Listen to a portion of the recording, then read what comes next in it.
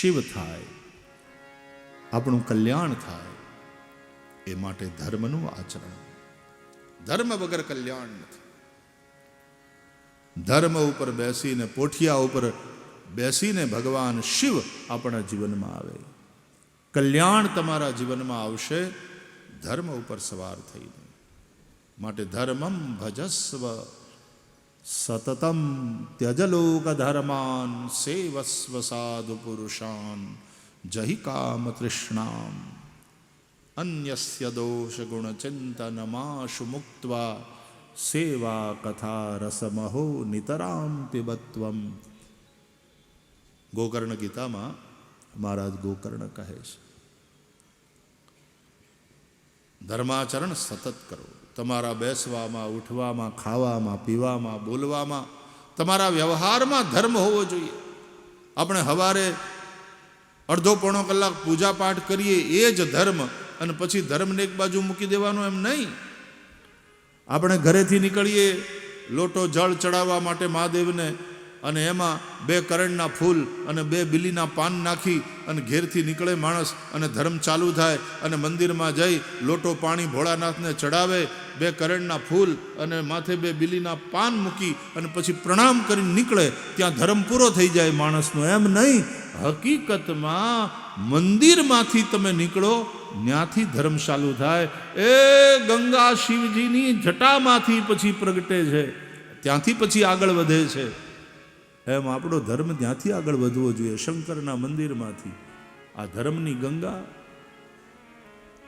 હે શિર ગંગા ધરનારા, તારી કરુણાનો કોઈ પાર નથી. હે શિર ગંગા ધરનારા, તારી કરુણાનો કોઈ પાર નથી. હે કરુણાના કરનારા, તારી કરુણાનો કોઈ પાર નથી. મેં પાપ કર્યા છે એવા, હું ભૂલ્યો કરવી સેવા. મેં પાપ કર્યા છે એવા, હું ભૂલ્યો કરવી સેવા. એ મારી ભૂલો ના ભૂલનારા, તારી કરુણાનો કોઈ પાર નથી. એ કરુણાના કરનારા, તારી કરુણાનો કોઈ પાર નથી. ભોળાનાથ કર્પૂર ગૌરમ કરુણાવતારમ,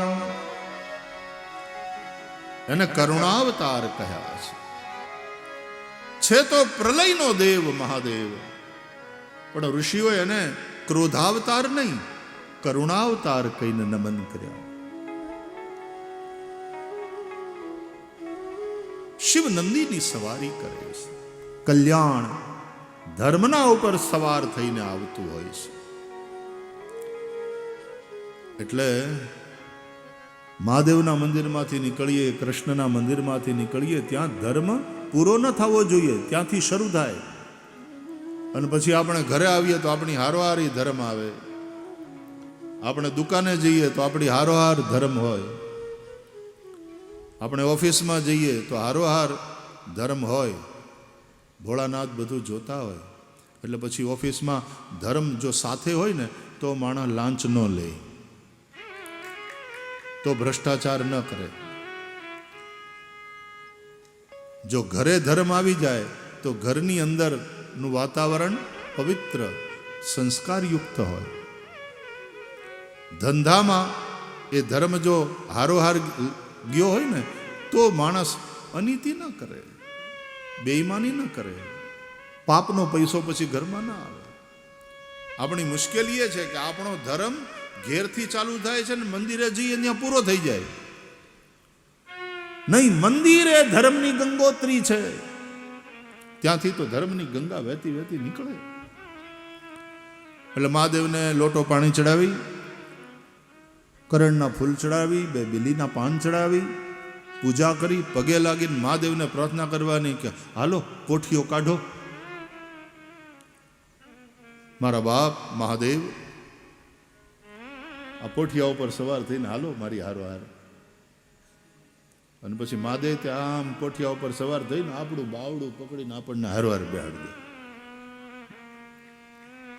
પાર્વતીને જેમ બેહાડે ને આગળ પોઠિયામાં, પોઠિયાના ઉપર સવાર, એમ પાર્વતી એટલે શ્રદ્ધા, એમ જે શ્રદ્ધાવાળા ભક્તો છે એને ઉપાડીને તમારી પ્રત્યેક પ્રવૃત્તિમાં શંકર આવે એ જુએ. તમારી પ્રત્યેક પ્રવૃત્તિમાં ધર્મ, એટલે તમારું પ્રત્યેક કર્મ ધર્મયુક્ત હોય.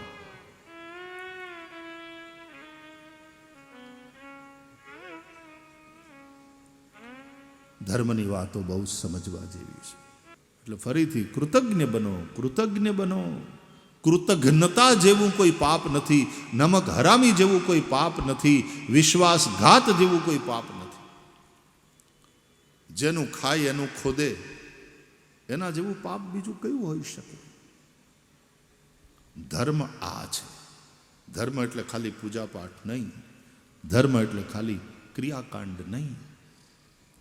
ધર્મમ ભજસ્વ સતતમ. આ સતતમ શું કામ કહ્યું? નહીં તો એમને કીધું સવારના 1-1.5 કલાક ધર્મ કરો, પૂજા પાઠ કરો. ધર્મનો અર્થ પૂજા પાઠ જ હોત તો સતતમ કોણ સતત પૂજા પાઠ કરે છે? એવી જરૂર ખરી સતત પૂજા પાઠ કરવાની? મોબાઈલને ચાર્જ કરવા માટે થઈને જેટલી વાર રાખવો પડે એટલી વાર ચાર્જમાં મૂકો. 24 કલાક ચાર્જમાં જ રહે તો મોબાઈલનું કામ શું છે? વાપરવો ક્યારે? એમ પૂજા પાઠ, ધર્મ, ધ્યાન એવા શબ્દ છે આપણે ત્યાં. એ કંઈ 24 કલાક ન હોય પૂજા પાઠ. સવારના થોડી વાર પ્રાર્થના કરી લો, પૂજા કરી લો, સંધ્યા કરી લો, તમારો નિત્ય નિયમ કરી લો. ચાર્જ થઈ જાય તમારી બેટરી, તમને પ્રેરણા મળે, અને પછી તમારા વ્યવહારમાં એ ધર્મ હોવો જોઈએ. તમારા ડે ટુ ડે કામકાજમાં એ મોબાઈલ કામ આવવો જોઈએ ને. તો મોબાઈલ લીધો સાર્થક, તો મોબાઈલને ચાર્જ કર્યો એ કંઈક લેખે લાગે. એમ તો ધર્મ જો આપણા દૈનંદિન વ્યવહારમાં આપણા પ્રત્યેક કર્મ સાથે ધર્મ જોડાય તો ખરા અર્થમાં એ ધર્મ આપણા જીવનમાં આવ્યો.